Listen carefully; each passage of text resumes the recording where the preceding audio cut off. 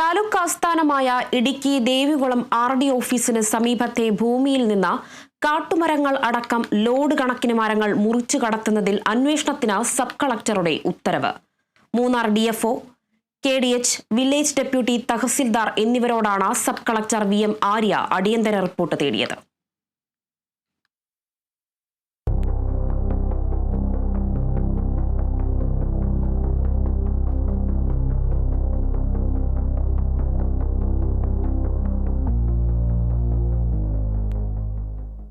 സ്വകാര്യ വ്യക്തിയുടെ വീടിന് സമീപം അപകടാവസ്ഥയിലുള്ള മരങ്ങൾ മുറിച്ചതിന്റെ മറവിലാണ് സർക്കാർ ഭൂമിയിലെ മരങ്ങളും അനുമതിയില്ലാതെ മുറിച്ചു കടത്തിയെന്ന ആക്ഷേപം ഉയർന്നിട്ടുള്ളത്.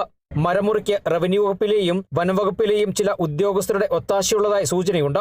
ഈ സാഹചര്യത്തിലാണ് മരം കൊള്ള അന്വേഷിക്കാൻ സബ് കളക്ടറുടെ ഉത്തരവുണ്ടായിട്ടുള്ളത്. വിഷയമായിട്ട് നമ്മളുടെ റവന്യൂ ഓഫീസുകളിൽ നിന്ന് വിശദമായിട്ടുള്ള റിപ്പോർട്ട് തേടിയിട്ടുണ്ട്. അത് വരുന്ന പക്ഷം നമ്മൾ കൃത്യമായിട്ടുള്ള നടപടി എന്താണോ അത് എടുക്കുന്നതായിരിക്കും. റവന്യൂ വനം വകുപ്പുകളുടെ മൂക്കിന് താഴെ ലക്ഷങ്ങളുടെ മരം കൊള്ള നടന്നതായാണ് ആരോപണം. കാട്ടുമരങ്ങൾ ഉൾപ്പെടെ ലോഡ് കണക്കിന് മരങ്ങൾ ഇതിനോടകം മുറിച്ചു കടത്തി കഴിഞ്ഞു. വനം വകുപ്പിന്റെ DFO, റേഞ്ച് ഓഫീസുകളുടെ തൊട്ടടുത്താണ് സംഭവം നടന്നത്. ഗ്രാൻഡീസ്, കാട്ടുമരങ്ങൾ എന്നിവ വാഹനങ്ങളിൽ കയറ്റി കൊണ്ടുപോയത് വനം വകുപ്പ് ഓഫീസുകൾക്ക് മുന്നിലൂടെയാണ്. Kerala vision news, Idukki.